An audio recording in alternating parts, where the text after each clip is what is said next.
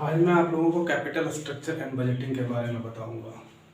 इससे बहुत सारे क्वेश्चंस आते हैं, नेट और जीआरएफ में इतने क्वेश्चंस आते हैं कि आप इसमें हर बार कंफ्यूज हो जाते हैं जिसके चलते क्वेश्चन छूट जाता है। और ऑब्जेक्टिव क्वेश्चन में ये एक बहुत बड़ी प्रॉब्लम होती है कि अगर जाने तो 100%, नहीं जाने तो 0%। तो आपको 100% की ओर जाना है ताकि आप अच्छे स्कोर कर सकें। 0% में जाएंगे, भले नेगेटिव नहीं होता है, लेकिन 0% में जाएंगे तो आपका स्कोर नहीं बन पाएगा, आप नेट जीआरएफ को क्लियर नहीं कर पाएंगे। तो आपको किसी भी चीज़, जो भी चीज़ आप पढ़ें तो बड़ा ही कंठस्थ होना चाहिए, बड़ी ही उसमें पकड़ होनी चाहिए। तो उस तरह से आप पढ़ें, कम कंटेंट्स पढ़ें लेकिन पूरी कंठस्थ के साथ, क्योंकि एक छोटा सा भी मिस्टेक होता है तो सारा एग्जाम थोड़ा सा किरकिरा हो जाता है, मज़ा नहीं आता है। तो हम कुछ भी पढ़ें, अगर पढ़ा हुआ चीज़ छूट जाता है या मिस्टेक हो जाता है तो बहुत ही अफसोस होता है। तो हम अफसोस ना करके उसके बारे में थोड़ा सा क्लैरिटी के साथ अच्छे से हम उसे जान लें। नमस्कार, मैं अजय कुमार गुप्ता, 2 बार नेट क्वालिफाई किया हूँ। मैं आप लोगों को आज नेट कैपिटल बजटिंग और कैपिटल स्ट्रक्चर और बजटिंग के बारे में बताऊंगा। आप देखेंगे इसके बाद ओवरव्यू आपको मिल जाएगा। ये मैं टोटल आपके 13 क्लास में कंप्लीट करूंगा। एक एक चीज़ मैं इसको बताऊंगा क्योंकि इससे बहुत क्वेश्चंस आते हैं, फ्रीक्वेंटली क्वेश्चन पूछने का ये रिलेवेंट टॉपिक है, इसलिए मैं आपको इसकी एक एक चीज़ बड़ी बारीकी से समझाऊंगा। ये टोटल 13 क्लास का वीडियो है जिसमें से आप देखेंगे कि आपको एक एक चीज़ मैं विथ एग्जाम्पल के साथ, विथ क्वेश्चन के साथ बताऊंगा। आप हमारे चैनल में अगर नए हैं तो सब्सक्राइब जरूर कर लें ताकि आपका हमारा इस क्लास जल्द ही आपको मिल पाए। चलिए तो बिना देर किए हम स्टार्ट करते हैं। पहली बात है कैपिटल स्ट्रक्चर और बजटिंग। कैपिटल स्ट्रक्चर में देखेंगे कि कैपिटल स्ट्रक्चर नाम से पता चल रहा है, एक कैपिटल स्ट्रक्चर है, दूसरा कैपिटल बजटिंग है। कॉस्टिंग का ये पेपर है। कॉस्टिंग जो आपके क्या कहते हैं, नेट जीआरएफ में जो एक चैप्टर है उसमें से ये हम निकाले हुए हैं। कैपिटल बजटिंग और कैपिटल स्ट्रक्चर ये थोड़ा सा बड़ा चैप्टर है। हम आपको स्नैपशॉट एकदम बहुत ही कम और एकदम रिलेवेंट टॉपिक, रिलेवेंट मुद्दे पे बात करेंगे। इसमें आपका 3 चीज कवर होता है। एक होता है कैपिटल स्ट्रक्चर, दूसरा होता है टाइम वैल्यू ऑफ मैनेजमेंट और तीसरा होता है कैपिटल बजटिंग। कैपिटल स्ट्रक्चर में हम क्या क्या कवर करेंगे वो मैं बता देता हूँ। कैपिटल स्ट्रक्चर जैसे कि आपका इसमें 100% इसमें क्वेश्चंस पूछे गए हैं, ये मैं जानता हूँ। ये नेट में क्वेश्चन आया हुआ है कि कैपिटल स्ट्रक्चर में कौन कौन से ऐड होते हैं। क्वेश्चन में डाला हुआ था preference capital, equity capital, debenture, retained earning, option में डाला हुआ था। ये सब जुड़ते हैं कि नहीं जुड़ते हैं, तो इस तरह से इस पे क्वेश्चन बना हुआ है। डेब्ट इक्विटी और उसका दूसरा रूप है डेब्ट प्रेफरेंस कैपिटल और इक्विटी कैपिटल फंड। इनसे क्वेश्चंस नेट में आया हुआ है।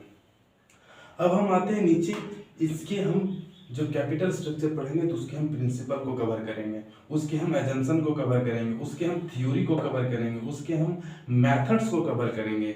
इसमें आप 4 मेथड्स होते हैं। नेट इनकम अप्रोच जिसको एनआई मेथड बोलते हैं, net operating income approach, Modigliani and Miller approach, और एक overview capital cost of capital निकालना होता है, उसे भी हम इसमें देखेंगे।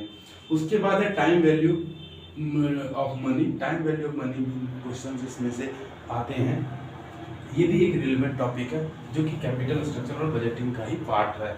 इसमें हम 2 टेक्निक को कवर करेंगे, जिसमें एक कंपाउंडिंग टेक्निक्स होगा, दूसरा डिस्काउंटिंग टेक्निक्स होगा। कंपाउंडिंग टेक्निक्स को दूसरा नाम है future value techniques, discounting techniques का दूसरा नाम है present value techniques. Present value techniques और फ्यूचर वैल्यू टेक्निक्स में क्या अंतर है कि फ्यूचर वैल्यू टेक्निक्स में प्रेजेंट वैल्यू से फ्यूचर वैल्यू निकाला जाता है, प्रेजेंट वैल्यू से फ्यूचर वैल्यू निकाला जाता है। कैसे निकाला जाता है ये मैं अगले क्लास में कवर करूंगा। फ्यूचर वैल्यू से आपके प्रेजेंट वैल्यू निकाले जाते हैं, ये आपके प्रेजेंट वैल्यू टेक्निक्स में बताता है। तो प्रेजेंट वैल्यू में आपका फ्यूचर में क्या उस प्रेजेंट वैल्यू का महत्व होगा, कितना आपका उसका वैल्यू होगा, उसके बारे में इसमें क्लियर किया जाता है। इसके मेथड्स हैं जो हम अपने अगले क्लास में कवर करेंगे।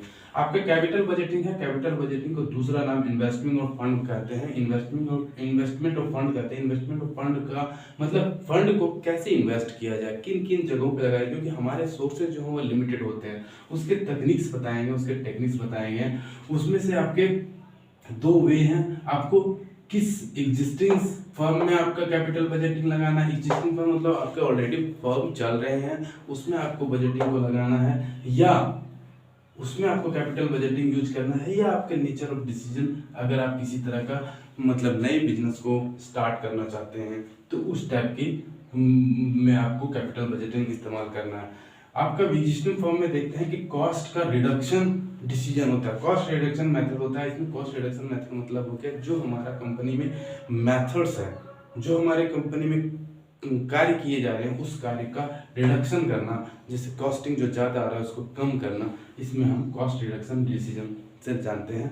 और दूसरा है revenue expansion decision. Revenue expansion मतलब रेवेन्यू को भी हम किस तरह से बढ़ा सकते हैं, उसमें हम कैपिटल बजटिंग के इस मेथड में सीखेंगे कि एग्जिस्टिंग मेरा चल रहा है लेकिन रेवेन्यू मेरा ग्रो नहीं कर रहा, रेवेन्यू मेरा बढ़ नहीं रहा है, तो उसको हम इसमें कवर करेंगे। नया जब अगर किसी तरह का बिजनेस करते हैं तो हम उसमें देखेंगे कि म्यूचुअली एक्सक्लूसिव डिसीजन है एक। दूसरा है एक्सेप्टेंस रिजेक्शन डिसीजन है। मतलब कोई अगर हम नया किसी तरह का नया बिजनेस करना चाह रहे हैं तो उसको देखेंगे पूरा कैलकुलेशन करके क्या वो एक्सेप्ट करने लायक है, क्या एग्जीक्यूट करने वाला है या रिजेक्ट करने वाला है, उसको हम इस मेथड में देखेंगे। क्योंकि उसमें बहुत सारे मेथड्स को लगाए जाते हैं जिससे देखा जाता है कि आगे आने वाले समय में वो मेरा फायदा देगा या नुकसान देगा, उस चीज़ को हम इसमें कवर करते हैं। और तो तीसरा है कॉन्टीजेंट डिसीजन। कॉन्टीजेंट डिसीजन होता है किसी दूसरे बिजनेस, जो भी बिजनेस है उसको बूस्टअप करता है, ये उसके लिए इस पे हम डिसीजन लेते हैं। मतलब ऑलरेडी बिजनेस में कुछ कार्य है उसकी कॉम्प्लीमेंट के लिए इसमें डिसीजन लिया जाता है।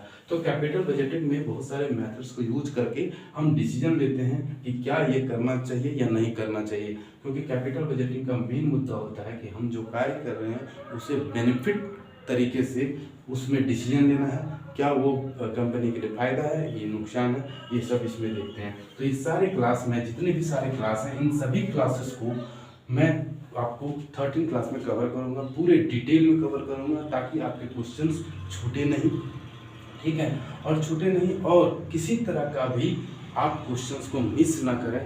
तो हमारे साथ आप पूरे 13 क्लास में बने रहिए ताकि हम आपको सारे कॉन्सेप्ट को दे सकें और आप अपने क्वेश्चन को स्कोर कर सकें, अपने एग्ज़ाम को क्लियर कर सकें और एक नए रास्ते को अपना सकें।